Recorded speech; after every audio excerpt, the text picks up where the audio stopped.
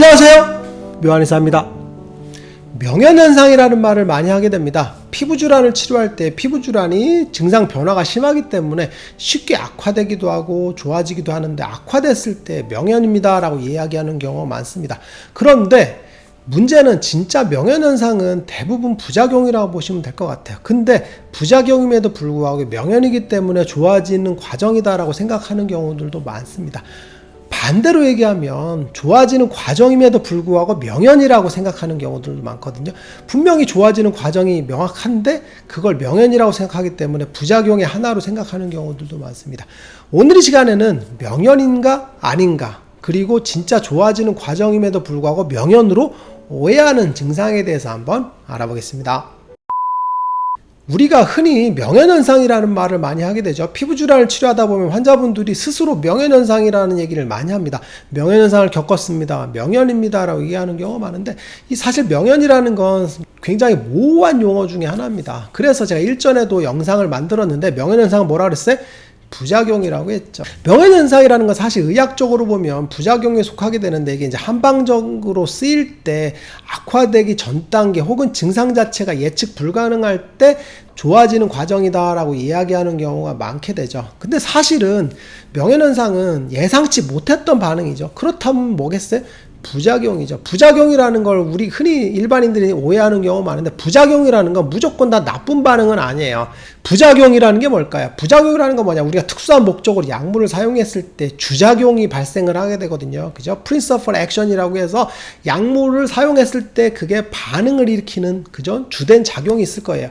주작용이 발생을 해야 되는데, 그거와 다르게 예상하지 못했던, 여기서 중요한 게 뭐냐면 예상하지 못했다라는 게 중요하거든요. 예상하지 못했던 반응들이 생기는 그 전체를 다 부작용이라고 하죠. 그래서 사이드 이펙트라고 하는 거죠. 사이드로 생기는 반응이죠. 근데 이게 효과 유무와는 상관이 없어요. 그리고 유해성 유무와도 상관이 없습니다. 예상하지 못했던 반응 전체를 부작용이라고 하는 거죠. 그래서 부작용은 무조건 나쁜 거는 아닌데, 그런데 명현보다 더 중요한 게 뭐냐면 사실은 아까 얘기했던 것처럼, 그죠? 주작용이죠. 그래서 중요한 게 뭐냐면 호전이냐 악화 반응이냐라는 게 더 중요할 것 같아요. 그러면 우선은 피부질환에서 왜 명현이라는 그런 이야기들이 굉장히 많이 나올까요? 그 이유를 알아야 돼요. 피부질환은 첫 번째 진단이 모호한 경우가 많습니다. 제가 얘기했던 것처럼 양방적인 피부질환 진단 체계 자체가 굉장히 정확하지 않게 돼 있어요. 그리고 카테고리 분류가 잘못되어 있거든요. 그래서 제가 병인에 따라서 분류를 해야 된다는 말을 계속 수차례 하고 있죠. 그래서 피부질환, 즉 습진성 질환은 4가지 카테고리로 나누는 게 가장 더 좋다고 얘기했잖아요. 그래서 첫 번째, 열에 의해서 발생하는 지루성 피부염, 그리고 열과 알레르기에서 발생하는 아토피 피부염, 그죠? 그리고 체액 정체에 의해서 생기는 화폐상 습진, 그리고 그죠? 접촉성에 의해서 생기는 접촉성 피부염, 이런 식으로 4가지 카테고리를 나누게 되면 사실 대부분의 습진들은 이 4가지 카테고리 안에 속하거든요. 병인에 의해서 진단이 이루어지지 않게 되면 무슨 문제가 생기냐면, 정확한 병인을 치료하는 약이 아닌 경우에는 피부가 뒤집어지는 경우가 많죠. 그게 바로 부작용이 발생을 하면서 피부가 악화되는 경우가 발생을 하죠. 그래서 명현현상이라는 말을 피부질환에서 굉장히 많이 쓸 수 있죠. 그리고 자연스럽게 두 번째로 이어지게 되면, 피부질환 치료에서 부적절한 약물이 조금이라도 들어가게 되면 뒤집어집니다.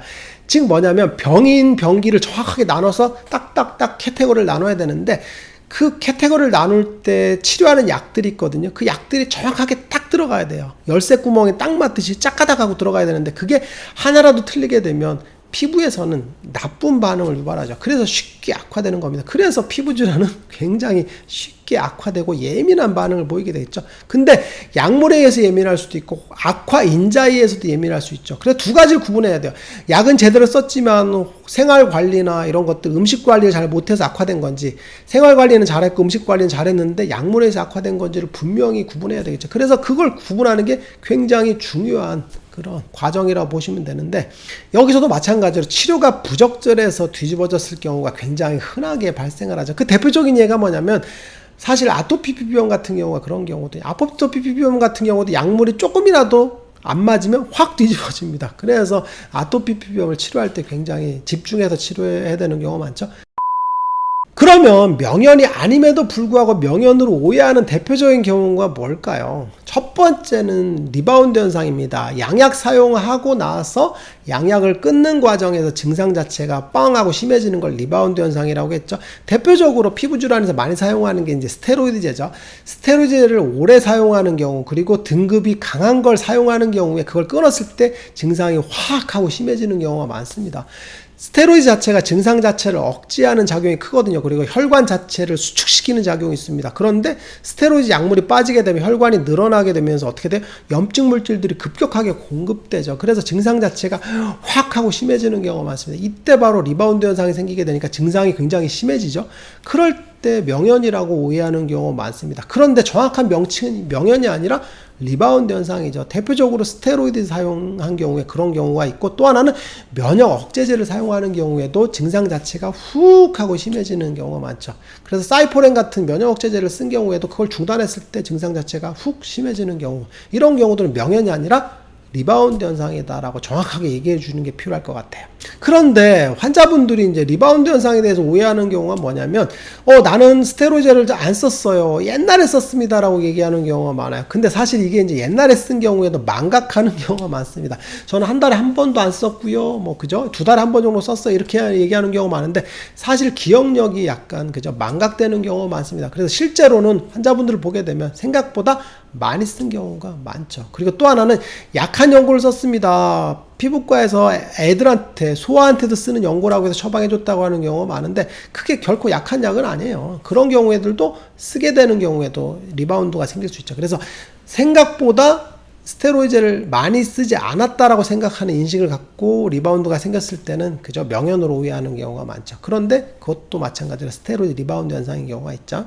그리고 또 하나는 이제 아토피 비염 같은 경우에 문제가 되는데, 아토피 비염 같은 경우는 이제 만성적인 그죠 성인 아토피로 진행을 하게 되겠죠. 이런 경우에도 이제 스테로이드제를 보통 이제 한 두 달, 세 달 전에 쓴 경우에도 간혹 가다가 리바운드가 생기는 경우가 있어요. 이게 좀 약간 특이한 반응인데, 오래전에 쓴 경우에도 썼던 이력이 있게 되면 이게 염증 반응이 팡 하고 풀리거든요. 이게 왜 그러냐면, 실제로 치료되는 과정에서 이제 혈액순환 자체를 원활하게 하고 그죠 피부를 재생시키는 과정이죠. 마치 비유하자면 댐을 오랫동안 닫아놨어요. 닫아놨는데 그 댐의 문을 열게 되겠죠. 그럼 물이 흐르게 되겠죠. 그때 처음에 찌꺼기들이 나오고 그죠 진흙들이 나오고 하다가 물이 확 하고 쏟아지는 반응이 생기게 됐죠. 이때 진흙이 나오고 찌꺼기들이 나오는, 수문을 통해서 나오는 과정에서 그때 리바운드 현상이 발생하는 경우가 많습니다. 그런데 아토피 비염은 다른 질환이랑 다르게 몇 개월 전에 쓴 경우에도 리바운드가 생기는 경우가 많아요. 이럴 때 이제 명현으로 생각하는 경우가 있죠. 그리고 특정 질환 같은 경우에 명현 현상으로 오해하는 경우가 많아요. 그 대표적인 경우가 뭐냐면 아토피 피부염의 화폐상습진의 경향성을 띈 경우가 많습니다. 무슨 얘기냐면, 아토피 피부염을 갖고 있는데 이 아토피 피부염이 오랫동안 지속되는 경우에 화폐상습진의 경향성이 붙어버리는 경우가 있어요.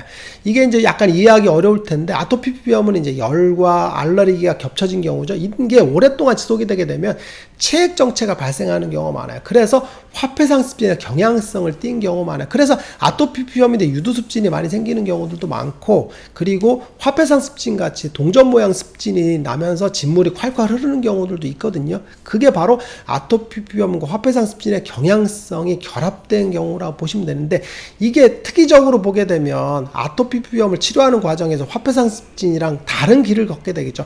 무슨 얘기냐면, 아토피 피부염 자체는 치료를 하게 되면 호전 과정으로 바로 들어가게 되거든요. 그런데 화폐상습진은 제가 누차 얘기했던 것처럼 치료 과정에서, 호전되는 과정에서 진물이 터지는 경우가 많습니다. 체액 정체가 해소되면서 그 체액들이 다 빠져나가야 되는 경우가 많죠. 그래서 진물이 나면서 악화되는 과정, 그죠? 각질이 생기는 과정이 발생을 하겠죠. 그래서 아토피 비염의 화폐상습진의 경향성을 띈 경우에는 초기에 악화되는 것처럼 보이는 경우가 많습니다. 이때 악화돼 보이기 때문에 명현현상을 오해하는 경우가 많죠. 그러면 자연스럽게 명현현상을 오해하기 가장 쉬운 게 뭐냐면 화폐상습진이죠. 화폐상습진은 제가 누차 얘기했던 것처럼 치료 초기에 증상 자체가 퍼지는 경향을 보이게 되겠죠. 퍼지면서 체액 정체가 해소되면서 진물이 나오면서 그게 굳어지는 과정이죠. 그래서 병변 자체가 넓어지고 랜덤하게 퍼지는 경향을 보이게 되겠죠. 이러다가 진물이 마르면서 굳어버리고 호전되는 과정이죠. 이게 바로 명현현상이 아니라 화폐상습진이 호전 과정 자체의 특이성이다라고 보시면 될 것 같아요. 그리고 습 습진 자체가 낫는 과정에서 뭐가 생긴다는 쎄 각질이 생기는 과정이죠. 이것도 명예현상으로 오해할 수가 있어요. 습진이 이렇게 있다고 쳐보세요. 그러면 이 낫는 과정에서 각질이 생기게 되는데, 각질이 생기는 과정에서 이렇게 그 상태에서 각질이 딱 생기는 게 아니라 약간 넓게 퍼지면서 각질이 생긴다고 보시면 돼요. 이게 왜 그러냐면 습진이 요만큼 있을 때 그죠? 주변부도 용암이 흘러나가는 것처럼 염증 물질들이 퍼지게 되거든요. 그래서 낫는 과정에서 시차가 발생을 합니다. 얘는 낫고 있지만 옆으로는 퍼지게 되거든요. 그래서 약간의 퍼지면서 각질이 생기는 과정, 그래서 넓게 퍼지는 과정이 생기게 되고, 그리고 각질이 생기거든요. 그래서 병변이 넓어지니까 명예현상을 오해하는 경우에서 대표적인 게 각질이 생기는 과정에서 생기죠. 그래서 각질이 넓어지면서 생긴다라고 보시면 될 것 같아요.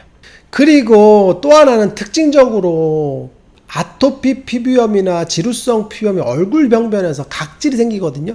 각질이 생기는데 피지 분비가 지루성이나 아토피가 심한 경우에는 피지가 분비가 안 되거든요. 그러다가 낫는 과정에서 피지선 자체가 정상화되거든요. 그때 그동안 참고 있었던 피지들이 순간적으로 발산을 하거든요. 그때 피지가 쭉 분비됩니다. 그런데 겉에는 뭐가 있어요? 각질이 있죠. 그래서 모공이 막히는, 그죠?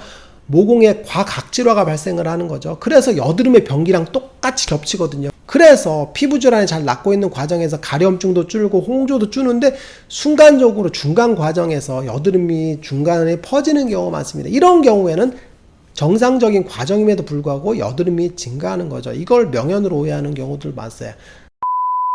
오늘 이 시간에는 명현현상이 아님에도 불구하고 명현현상으로 오해하는 대표적인 증상에 대해서 한번 알아봤습니다.